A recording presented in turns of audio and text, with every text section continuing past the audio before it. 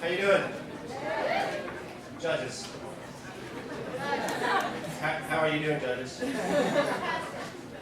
I used to live near the art museum with my wife, and we had a row house. This was back when our kids were too young to need a school district. And I apologize for parents who have kids in the school district. I'm sure it's fine. We don't know. But anyways. Our house was 12 feet wide, little row house. Our door was 2 feet and change wide. You either had to walk in, straight, or if you had broad shoulders, you kind of had to arc yourself. And when my wife was 9 months pregnant, she had to go in straight. She couldn't do that. And it was so small that when we moved in, some of our stuff we had to put in through the window, which was bigger than our door. And I say some of our stuff because we had to only keep a percentage of our stuff in that house because it was so small. I think after we moved in, I only had 4 pairs of socks. Didn't have space. My wife only had 4 pairs of foam underwear. That wasn't because we didn't have space. It was because she was trying to make her case to have 3 children. And needless to say, we do have 3 children now. So anyways, one day I was coming back from something, walking in, and our next door neighbors, they invited all their nieces and nephews to come and live with them for the summer. And we would hang out in the street and on the stoop and whatever.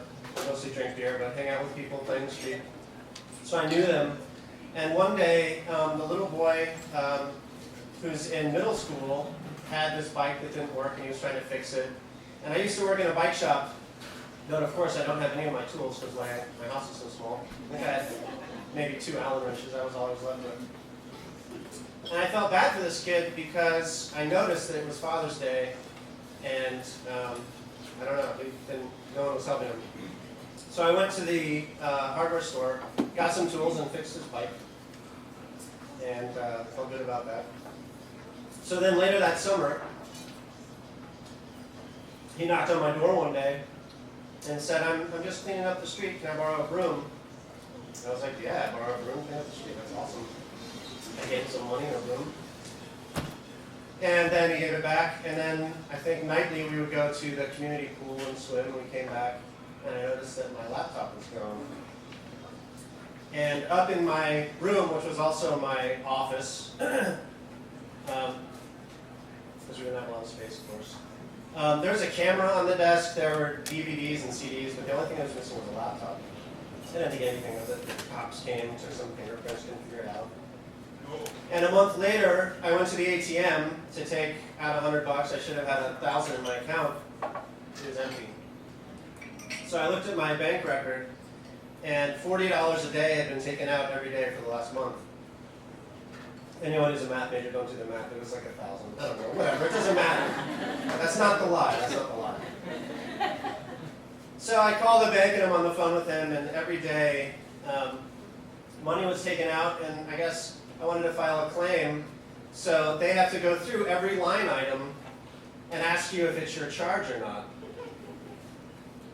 And it was at this point that I realized that the emotion that you express in your body and your face is the net sum of any positive or negative emotions that you have going on at that time. So I had this incredible negative emotion that someone had robbed me and broken into my house and taken my money and my identity and whatever else. But when she was going through this list of charges, all I could do was crack up on the floor, clutching my belly, because more than that was the positive emotion of everything that she went through. So she said, on August 10th, did you spend $40 at bigblackdongs.com? I was laughing, but I said no. And she said, on August 10th, did you spend $45 on my roommate's world record, kielbasa.com? I was like, this is really hilarious, but no, not that one either. So I called these companies, they give you the email address and the password that the person used at that site. I went to the website, I went to the email address, and it's the same password, 123456, which is the password that an idiot would use on their luggage. Someone said Spaceballs, that counts, that's valid. And there were also pictures of him and everything else, and I went to the cops and they didn't care. And I printed everything out at work, so I had all this documentation, and by the time I walked to the printer, there were a couple people in line looking at all these papers that said like bigblacktongues.com, and I'm going to grab it all, and I'm like, you know, I just had a baby, but it's okay, and I'm like, I don't care, you know, people can do whatever they want, whatever. So, nobody did anything. I didn't out the kid, but I told the aunt that I didn't want to see him anymore, so he broke into my house and showed a couple of things, and I never saw him again. But I did recently check, and I still have access to bigblacktongues.com that I'm not using, so if anyone's interested, just call me, I can hook you up. Thank you.